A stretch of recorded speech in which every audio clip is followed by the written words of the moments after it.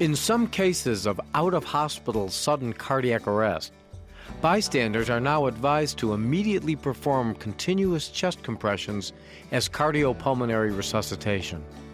But many bystanders are hesitant to intervene in these situations. How can medical professionals work to encourage bystander participation? You are listening to ReachMD XM157, the channel for medical professionals. Welcome to the Clinicians Roundtable. I am your host, Dr. Mark Nolan Hill, professor of surgery at Chicago Medical School, and our guest today is Dr. Michael Sayre, associate professor of emergency medicine at the Ohio State University College of Medicine. Dr. Sayre is the lead author of new recommendations for bystanders providing CPR after a sudden cardiac arrest. Welcome, Dr. Sayre. Thank you, Dr. Hill. I'm glad to be here. Today we are discussing methods to encourage bystanders' CPR intervention after a sudden cardiac arrest.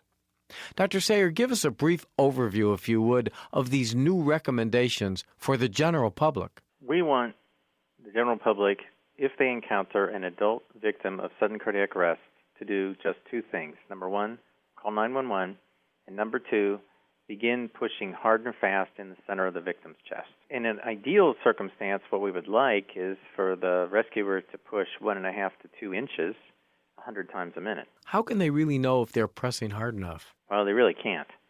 So they don't take a ruler and a metronome with them to do the resuscitation. So they're left with the feel of it.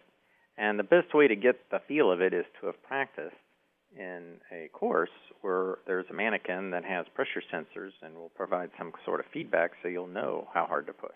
I'm sure many persons would think that they could do this without putting their weight into that.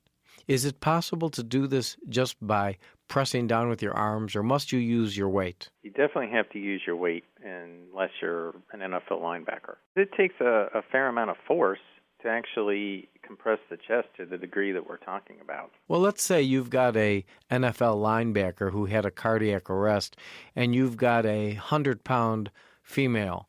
Can that female do effective CPR? Yes, but she would definitely have to put her entire body into it because it is going to take 50 or 60 pounds of force to compress that person's chest to the depth that we're talking about. Now, I know that we don't have exact statistics, but how often would you say do bystanders actually involve themselves and do any kind of CPR after a sudden cardiac arrest? We know from epidemiologic studies that have been done that in most communities, somewhere around 25% to 33% of the time, some bystander will do some form of CPR before the EMS arrives. Why do you think it's so low? I think it's low for several reasons. First of all, only about half the population has been trained in CPR at any point in their lives. And the second reason is because if the training was more than 5 years ago, bystanders just don't feel comfortable and they won't act. Do you think that this should be taught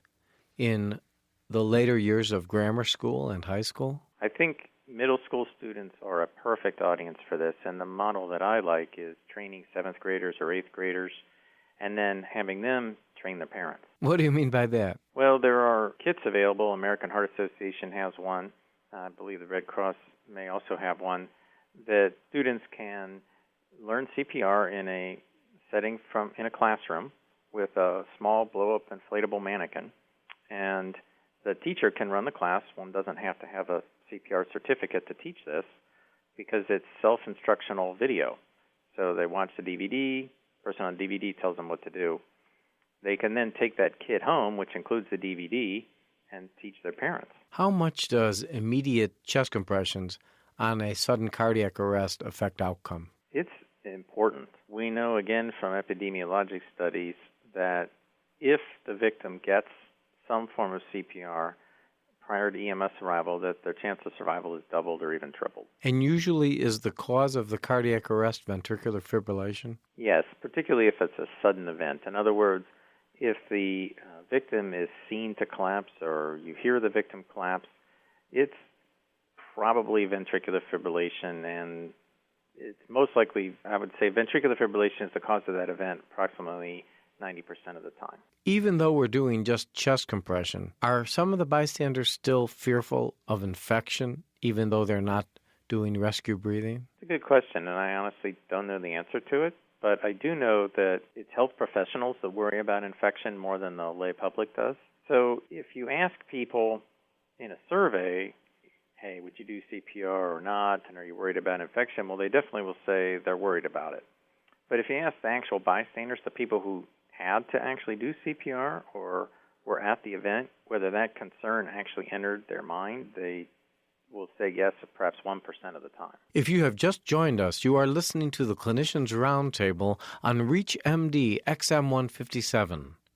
I am your host, Dr. Mark Nolan Hill, and with me today is Dr. Michael Sayre, Associate Professor of Emergency Medicine at the Ohio State University College of Medicine.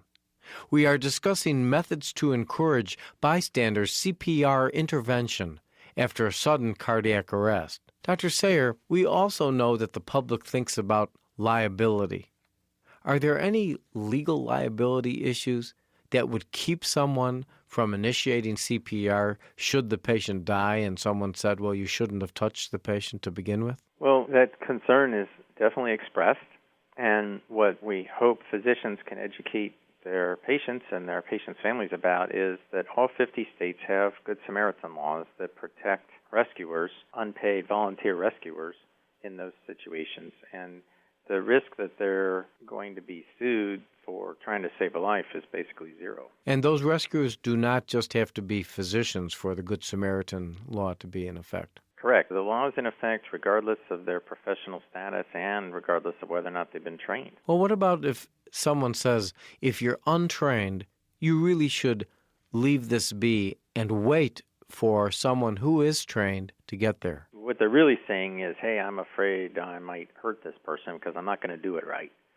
And the message we want people to get is, well, something is always better than nothing, and any form of chest compressions is better than no compressions at all. So don't be afraid to try this. You can only help. Do you think as physicians we should take a greater role in talking to the lay public in terms of doing CPR, chest compressions? I think we can take a leadership role in a couple of ways. So I know that a couple of years ago I made sure to train my parents using one of the take-home kits in CPR because I had never really done that before. So I wanted to make sure they knew what to do. And I'm thinking that if more physicians would just take that responsibility and train their own parents, their own siblings and children so that they knew CPR, that would be a big help all by itself. And then to the extent possible to promote it amongst their patients.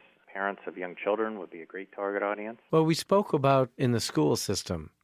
Are there any schools or states that mandate this in the middle school or high school setting? I know there are a few states, but I'm not familiar enough to be able to tell you the exact number or even which ones there are. Well, do you think that it should be? I think it is something that we should definitely talk about, and I personally believe that since I can do this training and have it be effective in 30 minutes, that I think that is something that the schools should do, and assuming that we can work out funding issues, that yes, it should be required. What about the Internet? So many of the young people, so many people in general, use the Internet to communicate. Can this be an avenue to educate future bystanders to help with CPR? We hope so. So the American Heart Association has undertaken, as part of the Hands-Only CPR campaign, to use these viral marketing and the Internet. We have a video on YouTube, and for those that are interested, they can search YouTube on Hands-Only CPR. It'll come up. And we are also promoting links through Facebook and MySpace and other social networking sites to help get the word out to our younger participants. Why do you think so many more lay persons are more comfortable with the Heimlich maneuver than they are with doing this maneuver? That's a good question, and I think that points out, in my opinion, the main reason is because the abdominal thrust or the Heimlich maneuver is fairly straightforward. It's just basically do one thing and do it several times, but just do one thing. And so what we've tried to do with the Hands-Only CPR campaign is to simplify the instructions so that chest compressions can be like the Heimlich maneuver in the public's mind. Now, the physicians like myself who have been ACLS trained but may not have actually done a lot of this in the field, if we witness a sudden cardiac arrest, should we just do hands only, or should we do both rescue breathing and hands? What we know is that in an emergency situation, people will fall back on what they know, and that's what they're going to do the best. So what we want people to know there is do what you know. So if you are been trained in conventional CPR with 30 compressions and 2 breaths, then that's what you probably ought to do rather than trying to outthink it in the heat of battle, so to speak. Now, Dr. Sayre, do you think that that's going to change in terms of, for us professionals learning ACLS, that it's going to change from 32 to another ratio? I think in part of the evaluation of research evidence for resuscitation guidelines in 2010, we will look at that issue. I'm hopeful that there will be some more research published between now and 2010 that can guide rational response, but I'm a little reluctant to predict how that's going to go. But I do know that the evidence that is emerging suggests that increasing compressions has improved survival. And if you had a crystal ball and could look towards the future, both not only from the public involvement, but also in future clinical trials, what would you see? My personal belief is that the compression-only approach or hands-only approach is probably better for people who are actually in ventricular fibrillation, at least for the first few minutes. But the challenge is teaching that in a way that is effective and also make sure that the subset of cardiac arrest victims that are not in ventricular fibrillation also get a form of effective CPR. So I think we really need more evidence to know for sure what's the best way to identify as well as to teach how to recognize those kinds of patients. And do you think that the public will become more familiar with the AEDs that seem to be everywhere in schools and playgrounds and gymnasiums? Well, I hope so. I know that in my community, even though there are AEDs around, they're not used very often, and less than 2% of the cardiac arrests in Columbus have an AED applied before EMS arrives. So it would be nice if people got more familiar with them, but that doesn't seem to be happening yet, at least. I want to thank our guest, Dr. Michael Sayre.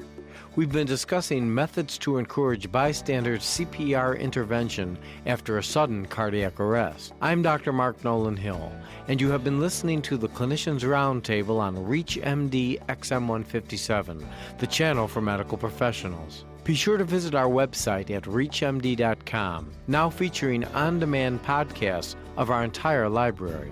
For comments and questions, please send your email to xm@reachmd.com. And thank you for listening.